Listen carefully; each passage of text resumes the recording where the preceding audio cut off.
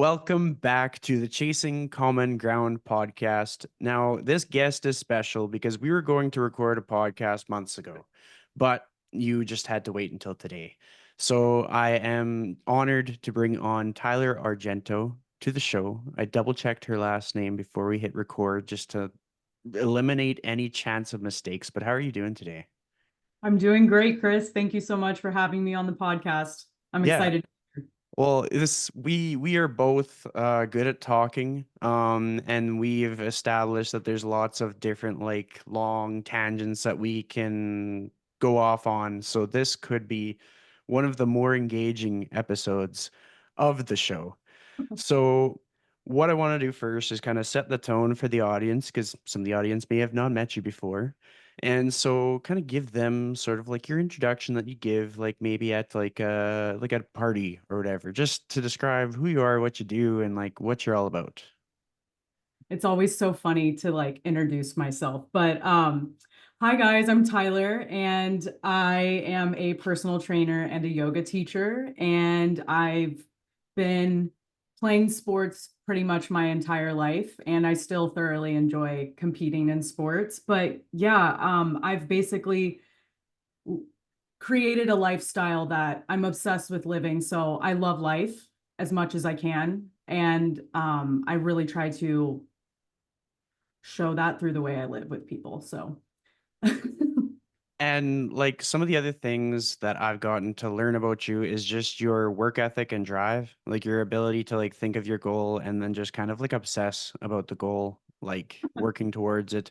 So recently, like one of your passions, your missions has been your powerlifting competitions that you've been doing. So kind of give us a recap as to this recent competition that you just did. How did it go? What were your lessons that you learned from it? wow, yeah. So powerlifting, like long story short, powerlifting has really changed my life. I'm obsessed with it. I think I've learned so much about myself throughout this process, personally and professionally, and as an athlete and a coach. But my recent competition was 2 weeks ago. So it was November 9th, and that was my second powerlifting competition this year and in general. And for this one, it was a little bit more, I don't want to say more important, but maybe a little bit more special to me because it was my second one, and I put myself through a lot of challenges to perform the way I performed at this last competition. So what I mean by that is I did a weight cut, and like long story short, I've struggled with my weight my entire life. So it was really cool to see myself actually finally accomplish this goal, even if it's not where I ultimately want to be. And we have goals moving forward too, which we can talk about that later. But um, I hit a really big life goal through powerlifting. And it was cool that I had that as my accountability. It wasn't like, oh, I need to be smaller. I'm a woman. Like I need to be skinny. It was truly through eating more food, being disciplined through that method, and then also implementing heavy weights. I mean, it's powerlifting. You are literally training to be as strong as you possibly can. And that just really excites me. I know that can scare a lot of people, but being strong is really empowering, especially as a woman. And performing in a strength sport, it can be really intimidating as a woman. And also, a lot of people have told me, like, you've made powerlifting very feminine. And I always find that really funny when people say that. And I'm like, is it because I wore pink? Like, or is it because I wear pink? Like, what do you mean by that? And people are just like, it's really empowering to see a woman get out there and do something that men do. And like, not to separate the two because we can both do the same stuff, but just I don't know, it's been such a cool learning experience to be able to be feminine, like strong, and lose weight and hit goals that I've never hit in my life. So I digress a bit, but I lost 17 pounds for this competition. So that was huge for me. And then I added 50 pounds to my total from the last competition. And that just means like through the weights that I hit through my squat, bench, and deadlift. So yeah, powerlifting's really taught me a lot. And I joke and I say it saved me. And I say that about yoga too, but powerlifting really changed my life. It helped me heal a lot of quote unquote eating disorders that I may have had, and my self-esteem, my confidence, my strength. Living life is so much easier, stronger. I live by myself. So that's important to me to be able to do those things. Pick things up, put them down, move things without hurting myself. Also, I'm a personal trainer, so I'm constantly picking things up for my clients. So it's only paid off in so many ways in my personal and professional life. I mean, from my point of view, because I understood so much of the buildup going into it, and just like being able to learn about you when we were at like the conference, and in the time since then when we would have our conversations back and forth and stuff, like I could understand what went into your drive and like what you truly were getting out of the sport. And then being able to keep up with the journey through the social media posts, it was like you understood the assignment. I've never seen such like uh precise execution of like whatever you were being prescribed from your coach, you were just doing it as planned, as written. And that's not, I say this as someone who has had a ridiculous amount of conversations with coaches, both like on my downtime and just like within the work that I do, and a plethora of conversations with just the general population, whether it's through my walk and talks or networking events and stuff. Like people by nature do not commonly execute things.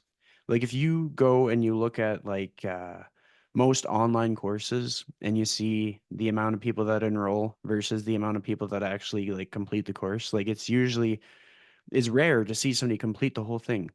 And so basically what you did was merit based, because if you didn't do it properly, you wouldn't have had the results that you had. And so it was cool because it kind of, for anybody that thinks in the back of their mind, like, I want to go and try powerlifting, you showed them what all someone can get from that sport, both from a female perspective and a male perspective, which I thought was cool because Thank you. then, like, even I can transpose it into different sports like jujitsu. There have been times in my jujitsu journey where it has been evident to me that I was getting like kind of complacent. Like I wasn't using technique that I had been taught because it required more energy than I was already putting in. And Mhm. so people keep me honest and they're like, bump that person off of you. Like you're stronger than them. Or like put your knee here instead of there because then you're framing properly. And it was just so much insight to take from it. But I would be curious to know, uh, throughout your journey prepping specifically for those competitions, maybe we'll focus on the second competition because that's when you really got things dialed in. What were some of the things that you learned as a coach because of how you were coached? I was hoping you would ask me this. So I am a coach and I have a coach, and I'm very adamant about talking about having a coach.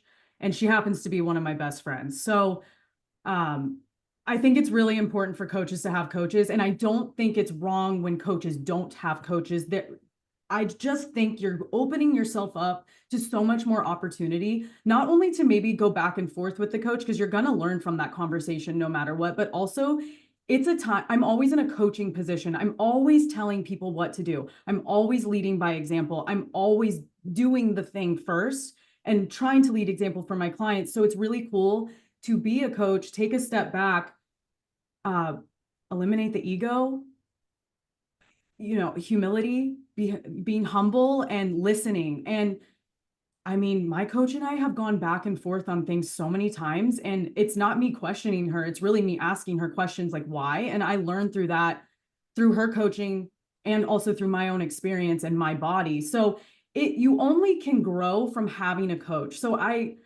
highly encourage everyone to have a coach. I think even if you think you know everything or you have the most experience, I think you will always learn something from someone else because everyone has their own experience and has learned things differently or has done things differently, has gone through injuries, there's just so many variables to the thing. So I, as a coach, have learned so much about just taking a step back, trusting the process, listening, communication. That's been huge. It's like having a relationship, truly.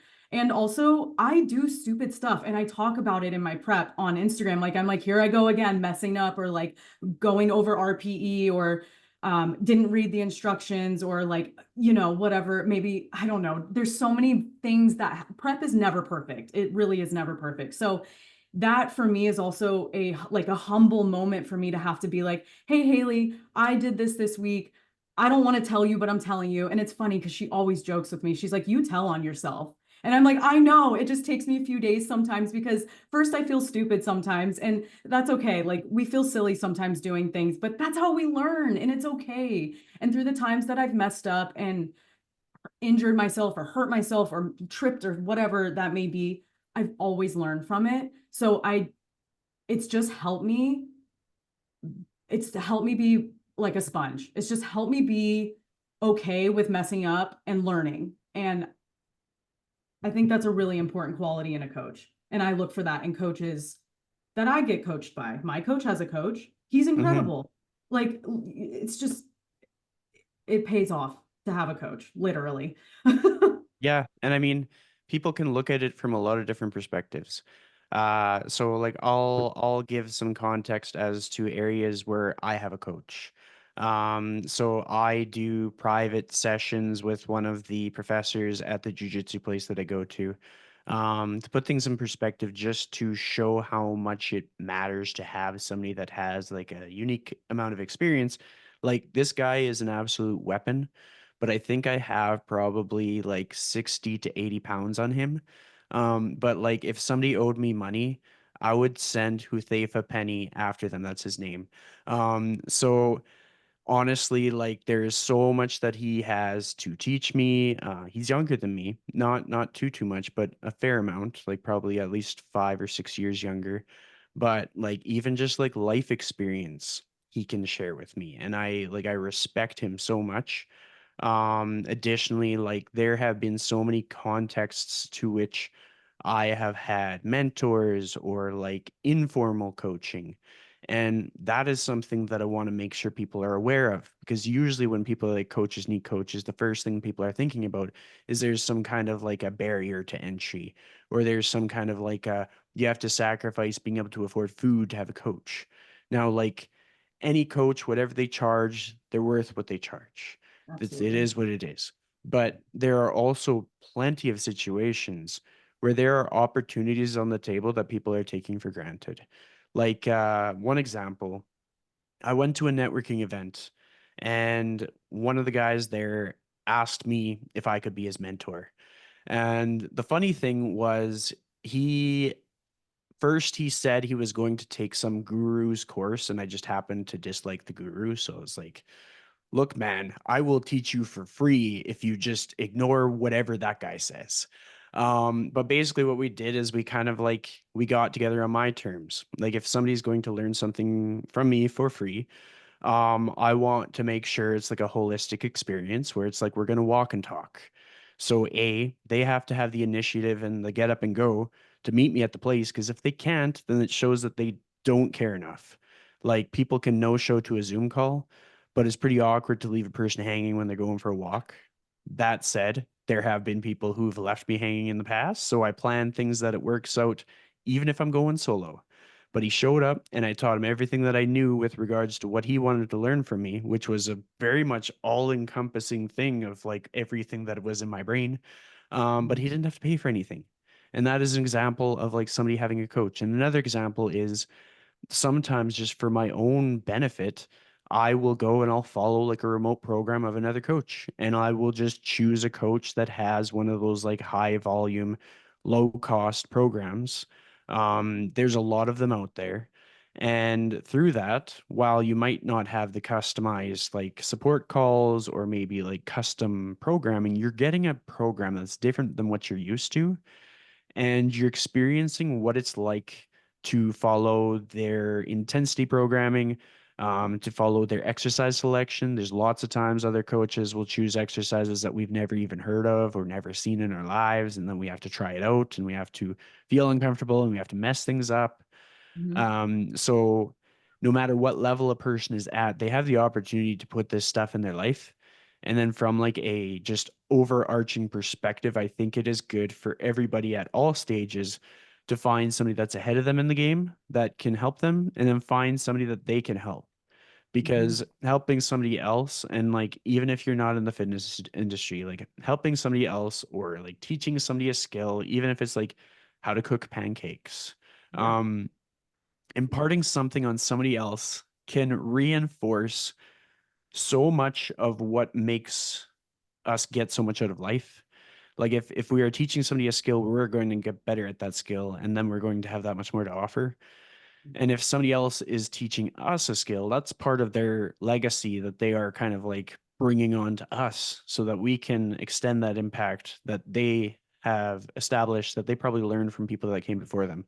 Very similar to like being part of a tribe and having elders in that tribe, or just like looking at your ancestry and wanting to learn from grandparents or uncles and aunts and parents and all that stuff. Like there are things that people had to painstakingly learn that they Mhm. are capable of teaching us. And so, like our coaches, they probably learned a lot of things the tough way and they can expedite the process for us. But with that said, what are your plans for your next competition? Do you have another like powerlifting meet coming up? So Haley and I just talked about this. So I plan to compete again next November. I'm going to take another year until I compete. I would love to do two competitions next year, but I am going to cut another weight class. So because I don't want to completely change my life and make it dreadful, I want to take enough time, about 9 months, cut another like 20 pounds. I know that sounds like a lot, and some people kind of look at me like, why? Because I want to, and I want to do it. I really I like the challenge, and just to be frank, like my body can afford to lose that amount of weight, and I like to say that because weight's a weird thing when it comes to like talking about it, and it's just a sensitive topic. So uh we're going to cut for like 9 months and then hopefully be a few pounds underneath that weight class and compete again. And I hope to just at least match or slightly beat my numbers, which I think I'll beat them. I'm taking a whole year until I compete again, or at least I'm going to go in with that attitude. And yeah, so that's kind of the game plan. And I started my cut literally 2 days ago. So, and I just got back in the gym yesterday, which feels so good. I'm already so sore. It's so funny because you compete and you like max out and you're on such a life high. You take like a week off, you get back in the gym, you change your programming, and it's so humbling. So that's another reason why I really love powerlifting because it just keeps you on your toes. Like, I mean, any sport I think does that. So it's fun. Yeah. Well, I mean, there's a lot that a person can take away from like having some kind of an end goal to reach towards. Like, I've learned a lot lately with my discussions with people and just my own personal experiences, like the value of like signing up for a thing that kind of holds you to a higher standard. And Definitely. there's a lot of ways that we can look at this too. Like it doesn't have to be something scary. Like I totally get how a person might be a little bit intimidated by powerlifting or jujitsu or like a race or anything like that. But like historically, I have signed up for like charity runs. And Absolutely.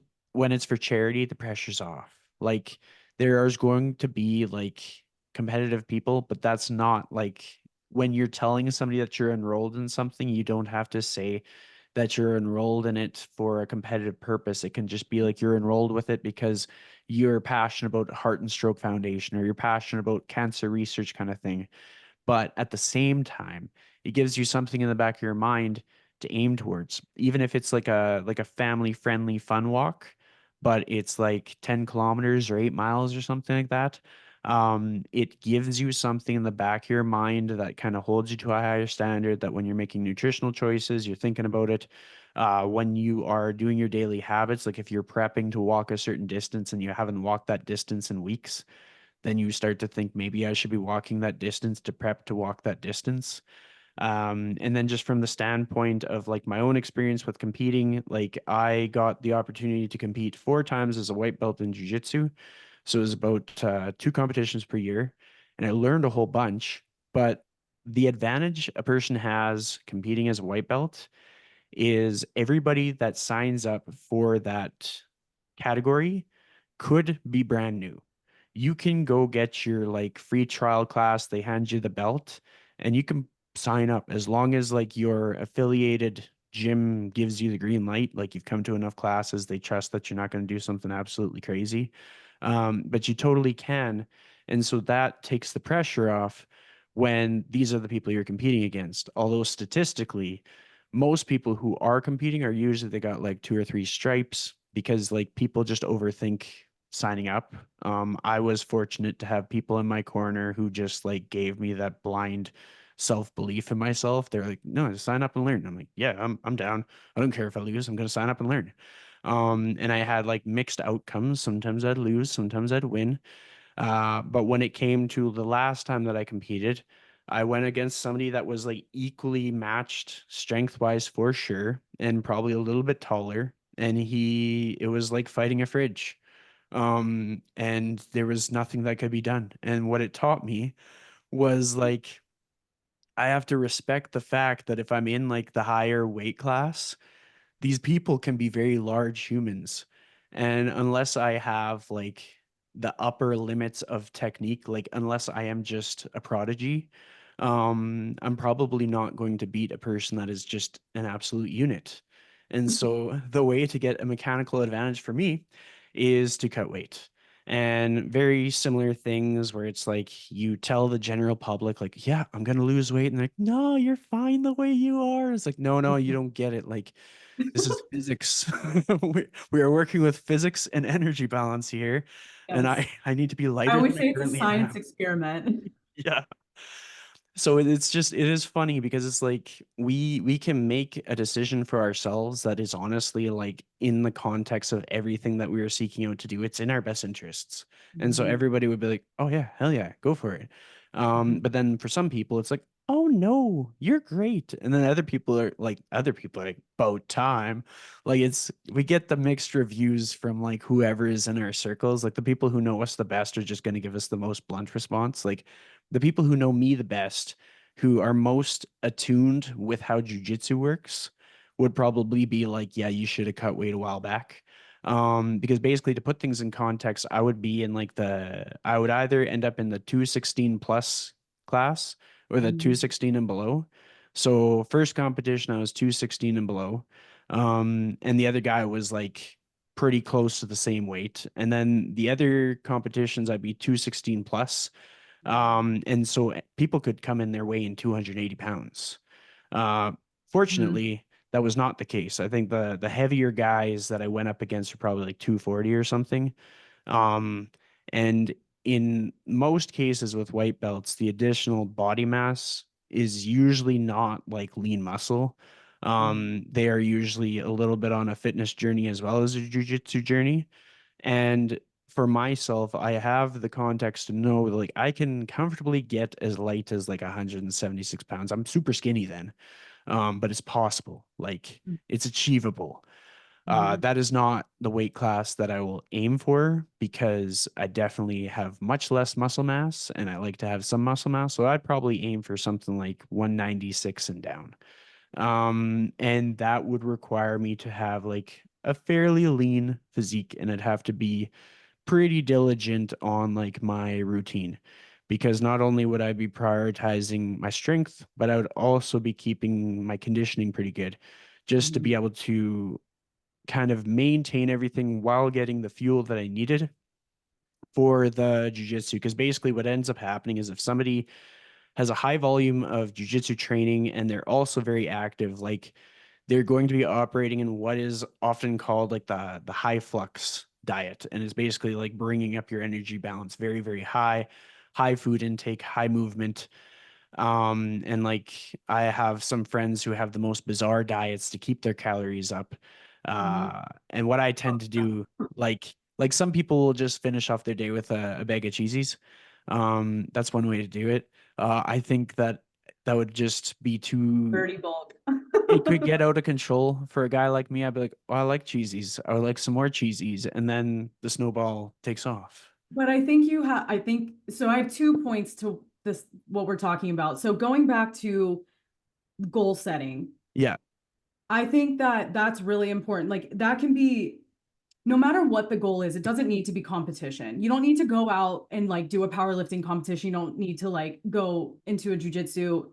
meet and like get annihilated. Like it doesn't need to be that extent. However, it's nice to see coaches doing those things, but it can come across as intimidating. But what the consumer is not seeing, or the client, is the whole 20 years before that.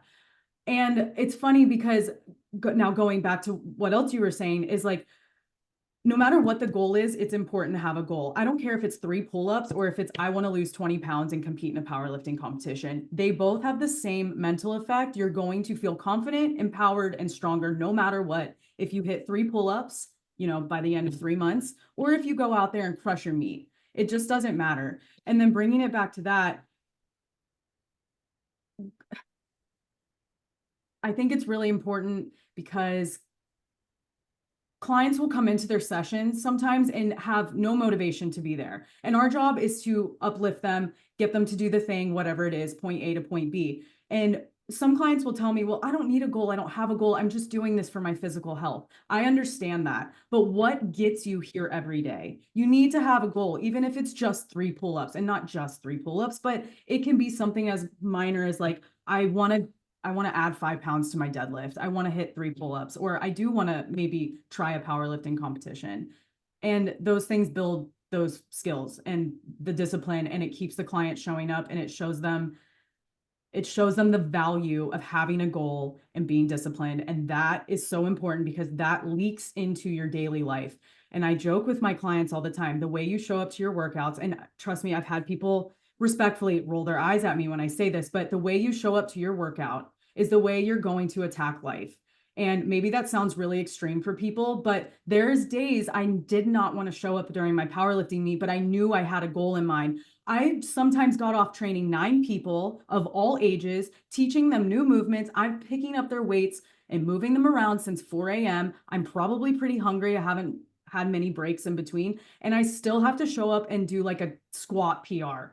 And my coach has no sympathy. And I say that with love. And she would laugh if she heard that. Like, she's like, okay, get it done. And I need that. And I would love for someone to baby me, but I don't get anywhere with that. So tough love is really, really important because those goals are set in place for a reason. So I kind of went on a tangent, but I think that's really, really important. And there's one other thing that I was thinking of as we were talking. It'll come back to me and I'll let you know. But I really think that's so important to always have a goal, no matter how big or how small, because it gives you the opportunity to progress whatever that is. One step at a time, 1% better every day, and you're showing up and doing the thing. Absolutely. Totally agree. And I'm glad you jumped in there because it just like the more that people hear from more than one perspective, the higher the chance that they're going to adopt some new habits, or the higher the chance they'll feel inspired or moved by something. Because like some people have been watching me or listening to me say the same things day in, day out, week in, week out since 2018. So the more different personalities that I bring into the show, the higher the likelihood that something is going to like hit differently for them. And just to kind of like add to the amounts of things that people could choose to pursue that could help them improve. Because we've talked about like the formal competitions, we've talked about little like small PRs and stuff. In addition to that, sometimes it's just a matter of like, one example could be like there's a lot of people who live their life with a lot of pain, and it's just from being deconditioned. Like generally if they strength trained, a lot of the things that were painful would go away just by the sheer facts that they've never strength trained before. um and as a result of getting out of that pain, as a result of all the consistency that it would take to reach that point, it affords them the ability to do things that they used to do. It affords them the ability to make plans that may have at some point felt ambitious. Like one example being like both of my parents are doing some form of strength training. And basically my angle with it is if they are able to follow a program that I give them, great, that's awesome. But if what I give them doesn't make sense to them with the queuing, it doesn't feel executable, or if they just aren't motivated to do it, then they can go find somebody that has like the similar, like somebody who knows enough that they're helping them with the right things, or maybe somebody that I referred them to. Like there's lots of people that I can refer them to virtually, locally, etc. And so like my dad, he's good with following like an online program with me. And then my mom recently started seeing a kinesiologist that is just local to them. And part of it is the accountability of paying somebody because naturally I just don't, I've been sponsoring my parents as athletes for years. I think I billed my dad a couple times because he signed up and it's just what he needed to get started. But Mhm. then after that, I was like, you guys have helped me so much. You allowed me to be alive. So I'm just gonna sponsor you. But I completely understand. I train my parents too. Same situation, for yeah, sure. and I just like when I think about life through their eyes, their competition is being able to continue to travel Hmm. and not feeling any hesitation to travel. And then I think about some of my clients and I think about the things that they enjoy, the things that fill their cup. And a lot of for them, it's like nature walks and traveling as well. I see you're gonna say something. Go ahead. Well, those are goals. Yeah. Those are goals, but clients sometimes don't realize that waking up and rolling out of bed is a win. Rolling out of bed in pain, that's a goal to roll out of bed without pain. How do we fix that? We strength train. Yeah. Yeah. That's your motivation to get out of bed, to show up and at least give 80%. You don't always have to be 100, but show up for yourself. And the more you show up, the easier it becomes. And it's so empowering. And when in yoga, it's called Shit the Ritti. It's a mind chatter. And it's like it eliminates that. You just kind of like get it out. Like just I'm going to warm up in 10 minutes. I'm going to feel so much better. And then, like, that's why we have a warm up. It gets your CNS fired up, your central nervous system. It's mind, body, soul. It teaches you all those things. Man, I'm so passionate about this. I could talk forever about this. I Uh, know. yeah, fitness is the best. I'm biased, Yeah. obviously, but it is. It teaches you so much. Well, and it's just like there are so many people that haven't experienced like the enjoyment of fitness. Like maybe Totally been understandable exposed. too. Yeah. Because not Uh, everyone is at that point where they're hitting their meets or something. It's like small goals, one step at a time. well, even just like the crazy thing is it comes up in so many different angles. So it Mhm. could be the approach that we take with our conversations or with our clients, like helping them discover what is a goal to them. Other clients, it could be like they're prepping for a wedding, so that's tangible. They know what they want. They know what they want to achieve in advance of the wedding. Mhm. In some cases, it's like fitting into custom tailored clothing.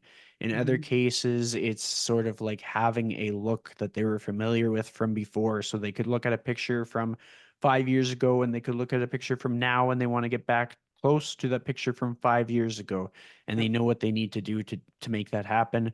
In other cases, it is like they want to spend time with their grandkids. And what do the grandkids do? The grandkids like running around like crazy and they're active all day. So this person needs to be able to be active for 8 hours straight, unbroken.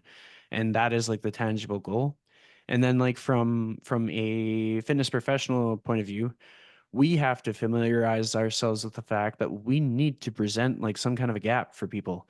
Like you can't just be like, you're just gonna do this because I said it's good. It doesn't mean anything to them. I But if always we, say, meet the client where they're at. yeah, Absolutely. Meet them where they're at. well, and just like help them understand what it is that you can specifically help them with. So like maybe it is that they needed to understand that there was hope for a different future. So like they're say it's a scenario they're 35 years old, they have no underlying health conditions, life was otherwise good, but they can't lift something above their head. And so they just figure, well, I'm in my 30s. I just won't lift things above my head anymore. I guess I'll just hire somebody to move all my heavy stuff. And like people do that. There are people who do Yes, they that. do. Yes. Which is And okay. But yeah, there's an opportunity there. well, there's a huge opportunity because then Absolutely. we can basically outline what's possible for them and just like sort of give the path of what they would take. Like it's like, okay, if you work with me for this period of time and you're adherent to your scheduled programming and you follow the nutrition protocol, we can expect that you will have an improvement by this day. And if Mhm. you didn't have an improvement, it would be assumed that you probably weren't doing the stuff. And we can figure out what happened and get back on track. But then they understand like what it is you can do for them. Whereas if we're like, yeah, we're just going to help you lose weight, and like, I don't think I need to lose weight. Like maybe Mhm. they don't, maybe they have no desire. That might be an outcome that happens, but maybe they don't have a desire for it. Like there's some people that go into this stuff because somebody made fun of them and they feel like they have to be somebody that they're not because somebody was critical of them, but they're not necessarily motivated themselves. So it'll take a lot of pain for them to make that change. And then Mhm. there's opportunities where we can really understand the person and we can understand, okay, so here's what it is. Like you like going skiing, skiing makes you happy, and by strength training, you gain more strength. You're able to go skiing more. Like that was it for one of my clients. Like he didn't need to lose weight at all. And I actually got him on higher calories Mhm. and we trained legs more. And then Mhm. he had more energy, he was happier, and then when he went skiing, he didn't have to take breaks every 10 minutes. He could go the entire time and he outlasted everybody else that he went skiing with. And then from that, he got more brave, he got more excited, and then he went paragliding just recently. And as a part of that, he met his girlfriend. Like there's so many things that can come from like all the confidence building aspects of it, but it's Yep. up to us as coaches to help people understand themselves enough and to present enough different ways for them to make progress. Absolutely. And it is totally just like meeting them where they're at, but more than a just like, hey, how are you doing? Do you like this exercise? No, Kate, we're gonna do this other exercise. Is more than that. Because like from a viability of business, like businesses, if you go and you learn from like a business seminar that has nothing to do with fitness, they're going to tell you you have to come up with like your value proposition. Like, what problem do you solve? Mhm. And I am very much against making up problems that don't exist. But Mhm. if Oh, somebody is like, I can't get out of bed because I have pain from being deconditioned, that's tangible. That is just, you haven't strength trained. If you get stronger, life is going to be good. We can do that. mhm. Or if a person is like, I haven't pooped in like 2 months. I've really been struggling. They might not be eating vegetables. So if you Totally. just get them eating vegetables, just a simple thing like that, it could be a game changer. And most people, based on especially North America, we look around our cities and stuff and we look at what's available and we look at what's on the menus and the portion sizes. It's a very high chance that most people with any kind of like digestive issues, vegetables are probably a big factor in that, and like whole grains and sources of whole food that has fiber in it, and just like helping people to be able to choose those food items could be a game changer. But unless we address that, then they could be thinking, oh man, just people aren't built like they used to be. I guess I'm just breaking down. I guess I just call it a day and lay on the couch and just ride this one out. Maybe I'll have some Tums, figure it out. It's always so tough for me to hear those comments because I've I mean, I've been in that position before. I wasn't always a personal trainer. I've had my own journey. I've struggled. I have gone through it all. And it's it's like if people want to argue that, it's like, no, I really have gone through it all. And without going through those things, I wouldn't be able to talk or lead by example. So it's always tough for me to hear those comments. Not it's more so because it breaks my heart, honestly, because first of all, I empathize because I understand. And then second of all, we have to meet the client where they're at. We have to, it's like it's a mindset shift. And it's really, it takes a lot of practice having those conversations. I remember when I was a green trainer, like I've been a trainer for almost 12 years now, but in the very beginning, having those conversations were really hard. And sometimes I would offend people and I'm like, oops, like that's not how I meant it. I didn't mean it to come across that way. But you learn from experience, you have to mess up. And hopefully the client will understand, like, this is what I meant to say, or whatever it was. I mean, it's not like I was insulting them, but there's just a way of meeting the client where they're at with your dialogue, and those mindset shifts can be really tough. So we have to be a chameleon. It really is true, but it's hard. But a good coach will talk through that with a client and make small changes. I think what becomes super overwhelming with clients, especially in the beginning, especially when they haven't built the trust with their trainer yet, it's one thing at a time. For example, I've trained one of my clients off and on for about 10 years, and she'll come back to me every couple years and she'll train very consistent, and then she'll fall off, she'll come back. She always feels better when we're training consistently. And of course, we know that. She knows that. It's not like it's a big secret. But she, whenever she comes back, it's always full force. And I'm not speaking poorly of this client, but I always have to reel her back. I'm like, look, I know you want to be here and you will get there, but we've got to take it one step at a time. And coming from the business side of it, where people, I don't blame them. They can become a little bit skeptical of personal trainers, especially if they've had a trainer in the past that maybe wasn't the best experience. The trainer that's sitting in front of that client now has to kind of debrief that and figure it out and get through all that stuff before you can even like honestly start your job. You have to kind of break that down because the self-limiting beliefs and things like that. But I always have to tell her it's one thing at a time. I will not give you another task until you do this one thing for 2 weeks or 3 weeks, whatever it is. It just really depends on the client. And sometimes she does it, sometimes she doesn't. And we have to have that conversation, but it's okay to look at it as a long-term experience and to take things one thing at a time. And now I remember what I was going to say. This beautifully ties back in is sometimes like my clients will be like, why are you putting yourself through this? Because sometimes I'll look tired. Maybe sometimes I'm not like my bubbly self. My clients are okay with it though. I'm still showing up and, doing the job and we're getting the things done. But they're like, why are you putting yourself through this? It's because at this point in my athletic career, in my professional career, this is what challenges me. And that doesn't make me better than the client, not at all. That is not what I mean by that at all. It's, first of all, I'm in the professional position to be doing that. So I should be at that point where, I'm challenging myself to this level of whatever it is that I'm doing.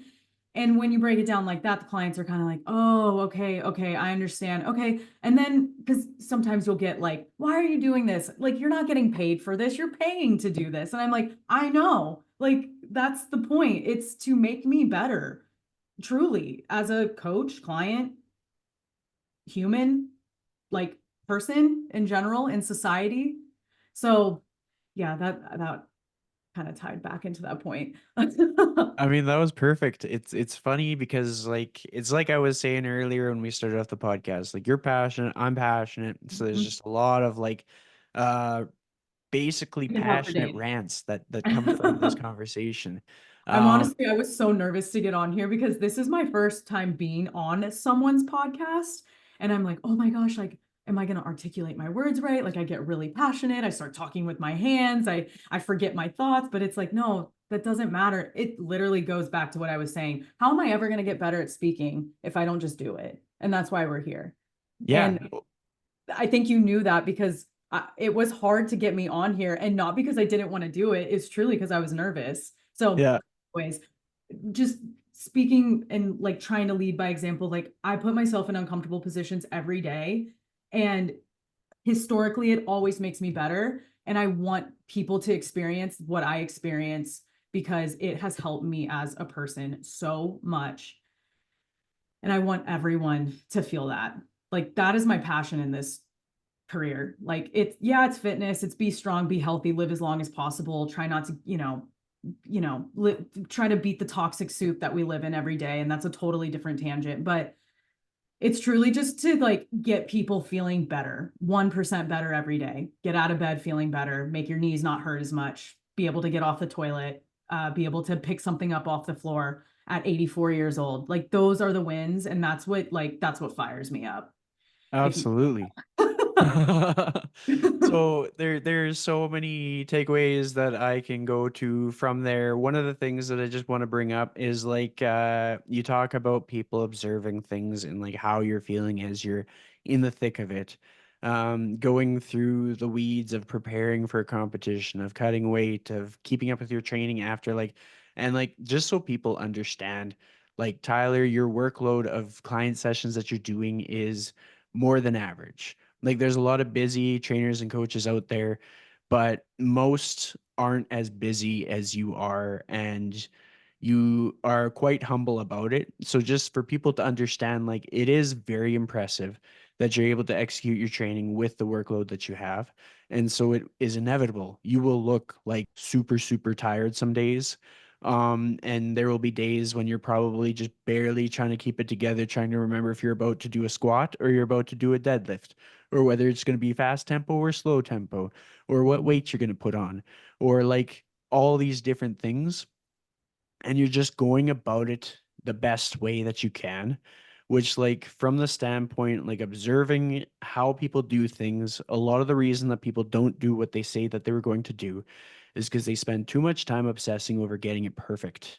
Mhm. And the fact that you're willing to put in the effort, to put in the reps, will get you further ahead than the people who are procrastinating, who are just trying to get everything perfect, who are delaying things, delaying things, delaying things. They could be like, I had 5 sessions today, so I can't train. Whereas you might have had 9 sessions that day and you trained, even though you forgot what day it was or something like that. Like, it's a perfectly realistic space to be in.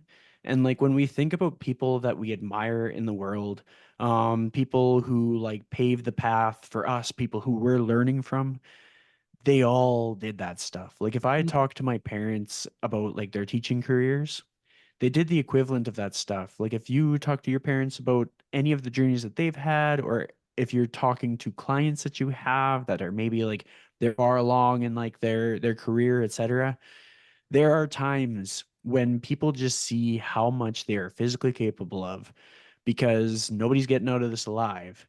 But then what happens is we end up auto-regulating. Like we can push ourselves, we can push ourselves, we can push ourselves, but at some point, we do need to kind of take time to smell the roses. We need to travel, or we need to just go for a calm walk, listen to music, make music, all these different things. So I'd love to hear what you have planned because you're going to have a little bit of a lull between now and your next powerlifting meet. What are some of the things that you're structuring in for yourself to kind of fill the buckets that need to be filled for the rest of your wellness and happiness?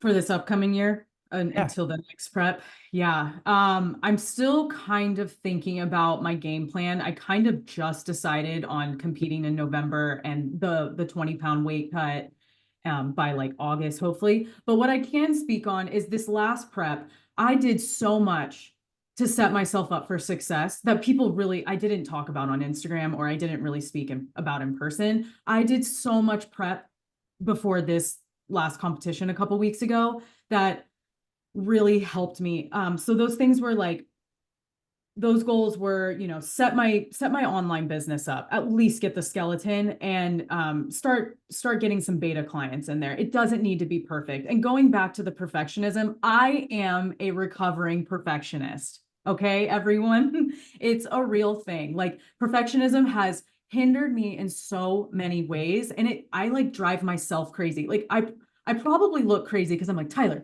ugh, like going back and forth with myself. And I'm like, no, just do it, just try it. And honestly, the more you fall and the more you realize you don't hurt yourself and you only scratch your knee, it gets so much easier messing up. And failure is success. I wrote it in a post not that long ago. And with failure comes success. You cannot not be successful from failing. You will always learn something from whenever you fail. So to go back to your question, I really tried to set myself up for success. So I just like did stuff. I just did it. I got a game plan. I brain dumped it on a paper. I wanted my online business set up. I want to lose 20 pounds. I lost 17.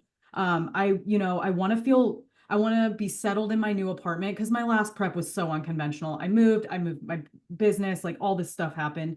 Oh, that was another thing. I moved my business before I started prep to a new gym that I'm working at. Shout out 400 Fitness Club. But yeah, so I think though, like, it doesn't need to be perfect, but you need to be real with yourself, and you need to like write those things out, or like get it out on paper, or speak it out, whatever works for you best, and be real with yourself. And don't expect everything to get done overnight. And definitely respectfully, don't expect your coach to fix everything. It is they are like a sense of accountability. Like it's up to me to get the work done. Like my coach can only get me to do so much.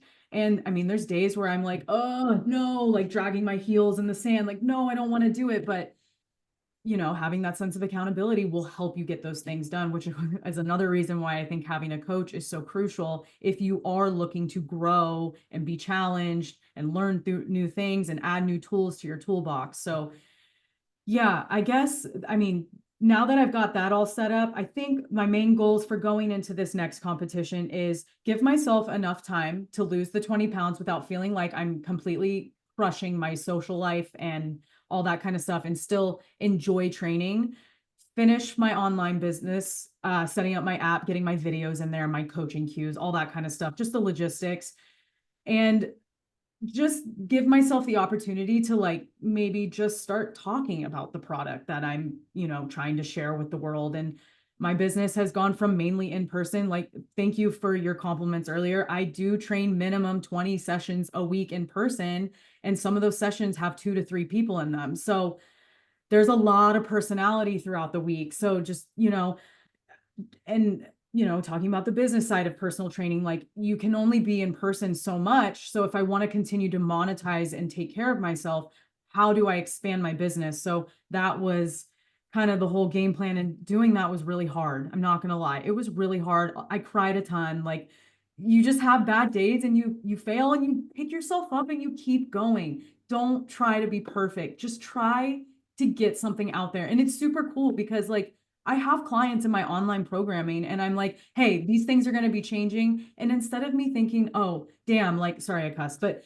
dang, like, it's not the perfect product for this person, but I get people in there, they're doing it, and I have something to like offer to them. Like, this is going to be changing, this is going to be evolving, and it truly gets the client excited. So I think just looking at things in that perspective really helps to keep going. But I digress. But yeah, those are my goals in order to keep me on track and to keep going. And I look at it now and I'm like, that's going to be exhausting.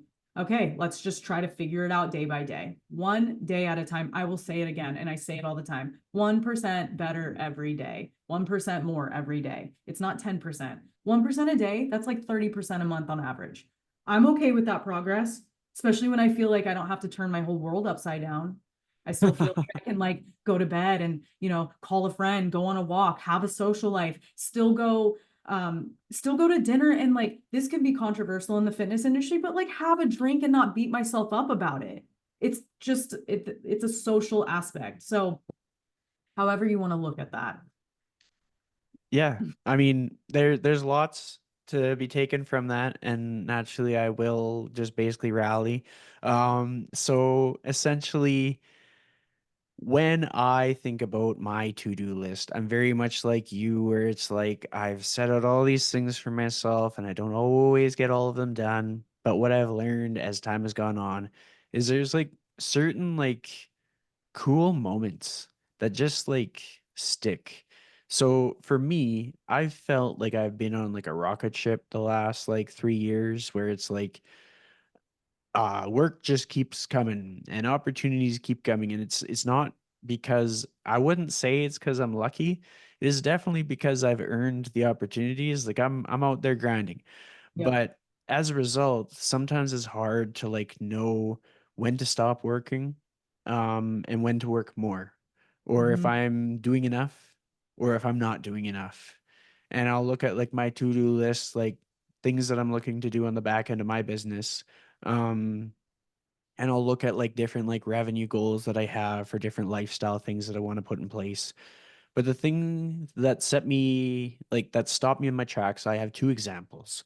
So one of them, I went on that trip to Denmark in May, which was like super spontaneous.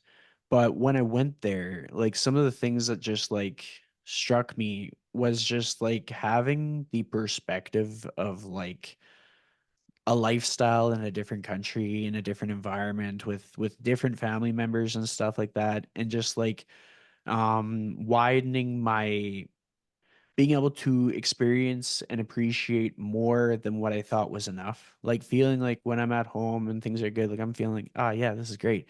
I get to be connected with like my siblings, my nieces, my parents. I got lots of good friends that I can connect with and stuff like that. But to take myself, uproot myself, and put myself somewhere else, then I was, oh, but then I got these connections and I got this lifestyle, I got this and I got this, and I'm learning all these things.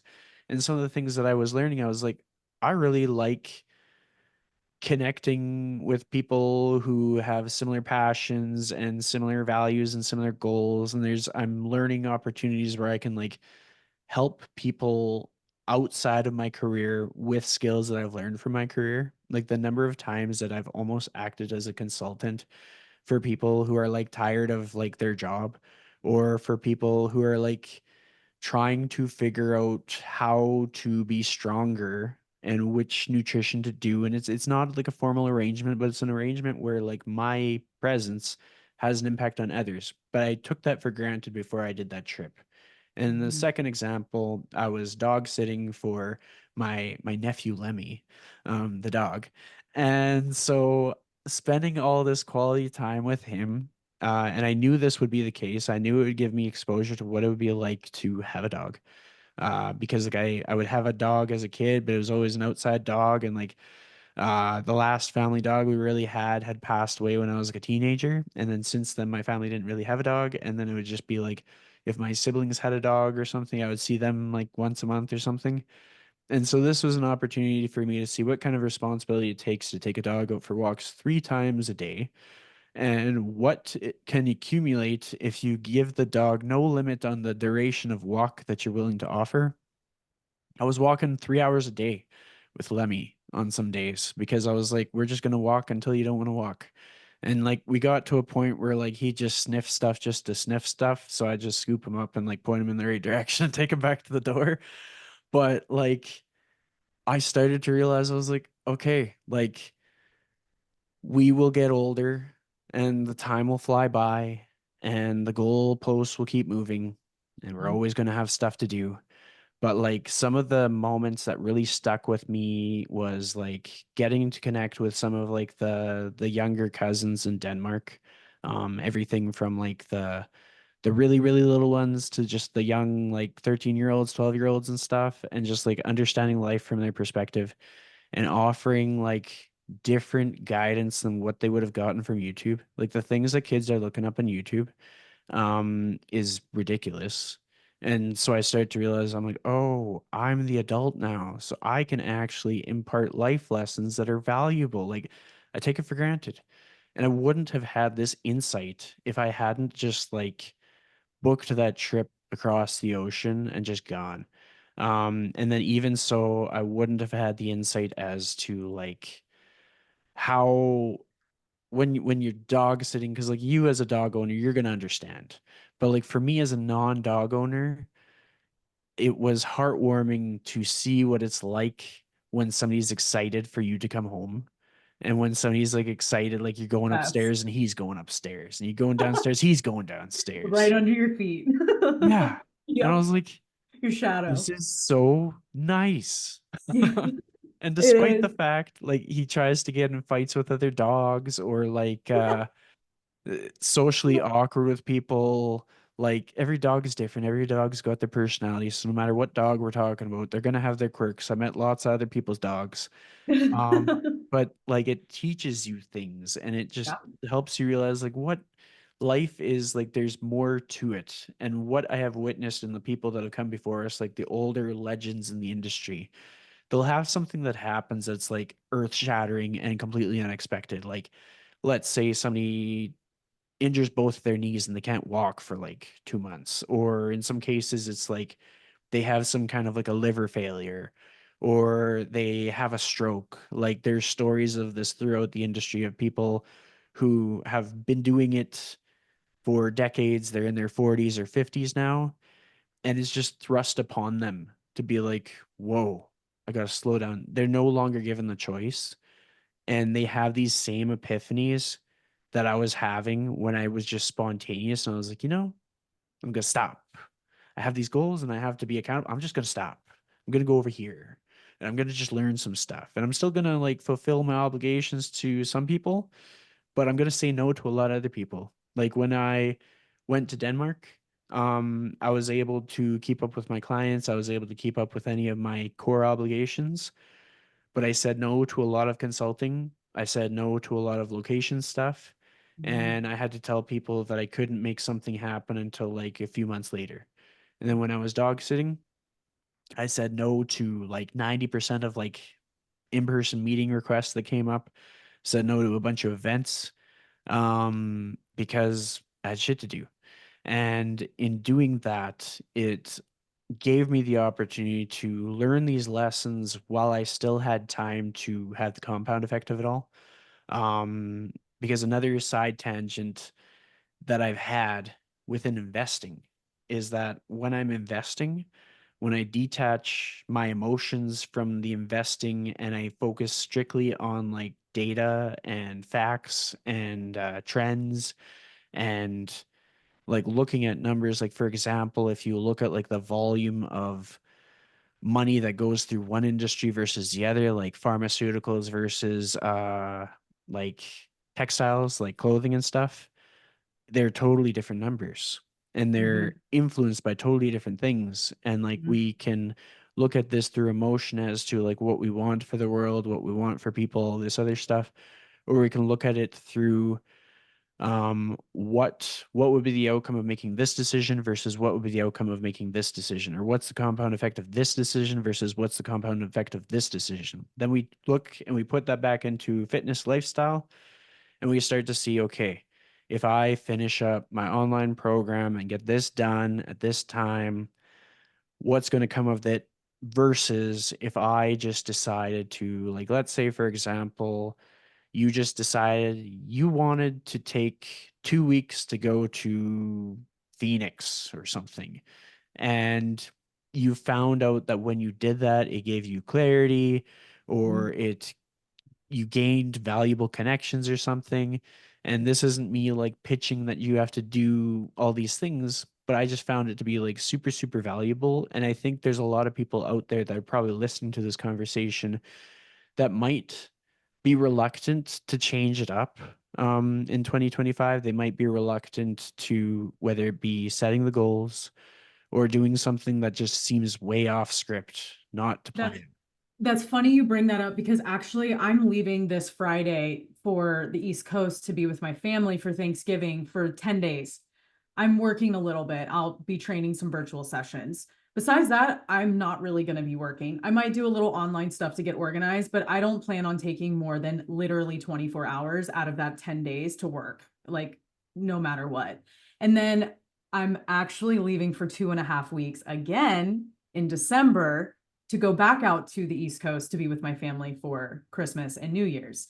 So it's funny that, oh my gosh, the old version of Tyler would be freaking out and not even over, and respectfully, I say this, not even over money. It's over my mind staying busy and being out of my routines and not having access to the gyms that I go to, like a powerlifting gym, for example, or like it's the access to the grocery stores that I so thankfully have out here in California.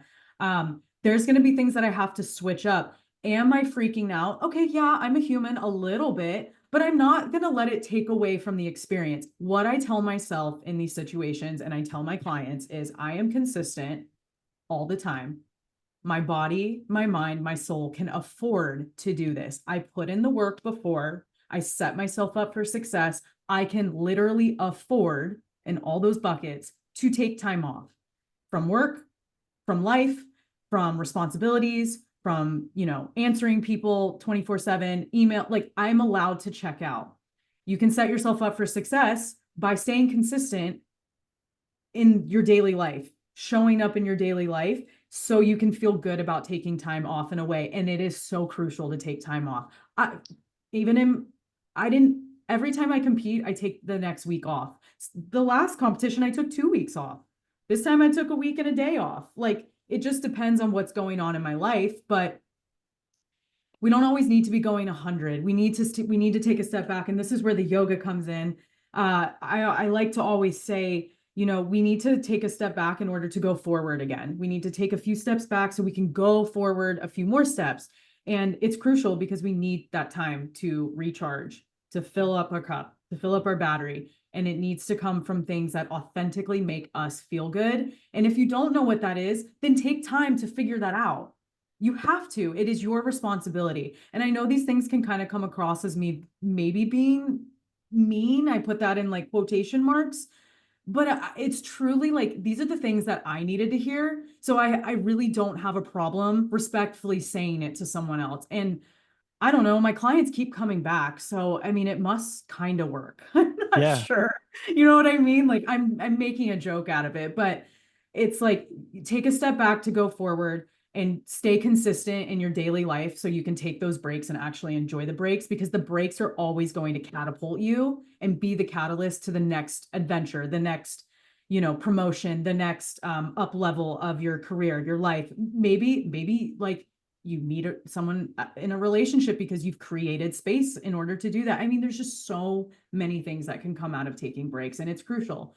And clients have a really hard time doing that sometimes. And one more thing, going back into like powerlifting, there are scheduled breaks in prep. Like we're not always going 100, we're not always maxing out. I'm basically training at 50, 60, 70% most of prep. You save the max out, the 90, the 100%, you save the 100% for the meet. So that's just another like example of slowing down, and you don't always need to be going 100%. But like I said, old version of Tyler would be freaking out about this. Learn from those experiences, learn how to set yourself up for success, find what makes you feel good and implement those things. And if something's not working, tweak it, change it. You're not stuck in one position. You don't need to like force these things. Let yourself have that flexibility. Be gentle with yourself to change those things in order to mesh that mold into your life. And we are evolving creatures. So let yourself keep evolving and let those things keep evolving with you. Nothing's permanent. And like that's the fun of life. Like I have goosebumps saying that. Like that's the shit that gets me going and that keeps me showing up for not only myself but for my clients as well. So Absolutely. I mean, you got me thinking. So right now I'm pulling up Well Simple. That's where I do my investing because I want to look up an example because what I found is a lot of people benefit from my bizarre analogies that I come up with. So I'm about to come up with one of them, but I want to fact check I before I. love it. So, yes, as I expected. Um, if anybody follows the stock market, Nvidia is one of the highest performing newer-ish stocks. Like we got Apple, they've been around for a while. Nvidia's been around since like the 90s or something. And for anybody not tech savvy, they're basically the developer of video cards, which then expanded into like processing power, which became very pertinent to the development of AI. So Nvidia kind of like leads the charge with like whichever nation's going to lead with AI development. The reason I bring this up is because we talk about like planning out rest, planning out breaks, planning out all this stuff. And what people tend to do, especially high achievers, is like, oh, but not me. No, I don't count. I'm from like this. I'm from that. This is my background. I do this. I do that. Identify with this. And they try to make themselves an exception to the rule. There are no exceptions to the rule. You have to have a mandated break. You have to go on vision quests. You have to like take your foot off the gas sometimes. I do it all the time. There's lots of times when like I was having a discussion with somebody about this the other day. It was like I say I run out of oomph. Mm-hmm. Like I have all these things on my list and I have like maybe a spare 4 hours. I don't have any more oomph. And it's Mm-hmm. like me auto-regulating. It's me taking a step back. And basically what I'll do is I'll just like lay on the bed, stare at the ceiling and listen to instrumental music and just like, or I will just go for a 4 hour walk just to go for a walk. And how And do you feel after you do those things for yourself? I'm usually like, it's like I got an upgrade. Just I'm Exactly. performing on a better level. And It so to put always things. pays off. It does. And back to the analogy on finances. So, September 2022, the Nvidia stock was about $12.90 US cents. And then it went up in August 2023, it went up to 44. And then in October 2023, it went down to 40. And then it went up to 91. And then it went down to 83. This is in 2024. And then July it peaked at 139, and then in August it went down to 107, and then it went up August 28th, it went up to 128, and then it went down to 109. And if we look at like a 1 year trend, despite all these ups and downs, the overall pattern was over the course of 1 year, it went up $93.1. So 188% over the past year. Then over the course of 5 years, this 5 year trend is ridiculous. It went up 2,682% based on where it was at the beginning of the 5 years. I went from like $5 to $145. And with ourselves, like if you talked to a broadly developed investing expert who understands more than just money, but like holistic health as well. And I know a lot of jacked entrepreneurs who would definitely see eye to eye with this. It is basically like if you're looking to invest on the thing that gives you the best return, it's you. Mhm. And so if you want that big percentage year over year, like you talk about the 1% better and how that adds up, that is basically how the maths. Like Progress 1% is on the not year. linear. Pardon me? Progress is not linear. Yeah. Well, it's that, and it's just like we can look at the calculation of like daily return on investment, but then we can look at it on yearly return on investment. So theoretically, if it was like 1% per day, my math might be brutal. So if it is, somebody can comment on YouTube or something. But over the course of the year, given that there's 365 days, theoretically it would be 365% return on your investment over the course of a year. And like it could even be more because you might Mhm. go down, up, and your average could be more than 1% per day. Or you might have a spike, like maybe you went and you had this rest where you got to let your brain rest. You had some really good conversations with family. You got to meet some different dogs. You got to eat some different food, and you just the perspective enriched you to the point where you saw things from a different mindset, and you would inevitably improve. So where it can seem like counterproductive to listen to a person's advice to just like step off the gas and just chill out, is probably the best advice. And even if a person is like at a stage where they don't feel like they're quite where they want to be, if they want to get to that point, then that's what they would have to do. But one thing I have to say is we are both very good at going on tangents, and I want to be respectful of your time. So, what I'm going to do is I'm going to ask for you to give my audience a piece of advice that they can take away from you as they finish up this episode with us, as they go about their day. What's a piece of advice that you'd have for them that they could implement in the next week? Going to be very simple, and it's two words. Just start. Just start. And if you don't know what to do, hire someone to help you. Coaches are we're here for a reason, and it can be very intimidating, but there's a reason why we're here. So just start and seek advice on how to start if that is just totally so daunting. There's a lot of free resources out there too. So just start. Just start. Every day you don't start, you're one day one day is already gone. Yeah, and it's true. Like life will just pass us by. Birthdays get closer and closer every year. It's nuts. It's crazy. The people that we knew as babies are now adults. Like life do be like that. I was talking to my dad the other day, and he was like, it seems like it was just a small period of time between when you were in your 20s and when you were in your 30s. And I was like, oof. I know it's crazy. The other day I was like, my dog is turning 7. Like, what? Like that Oh was like, no. what? Yeah, exactly. It's like time flies. So just start. Seriously, Yep. just and taking it to fitness every day is so valuable for your health. Literally start. Yeah. Yeah. It's time to Agreed. hire a coach if you don't know how to start. It is time to hire a coach. And then if they already have a coach, they can just start whatever they haven't yet done. Yeah, I mean, if you already have a coach and you're already doing the thing that you're doing, like continue doing it and like refine. Try to do Yeah. it a little better every day. seek advice, ask your coach questions. Like, it's a relationship. Ask your coach questions. Like, give them the stuff send your videos to them. Like, don't ghost your coach because they're gonna Yeah. help. So Yeah. that maybe that's an opportunity for someone. But yeah, I mean, just start. And if someone already has a coach, and like, for example, really quick, I had someone sign up with me last night, and this morning they messaged me and they were like, so what if I was to compete? What would that look like? And it's like, good. These are exactly just ask the questions, just Yeah. start. There's no harm in asking those questions, and it gets the wheels Agreed. turning.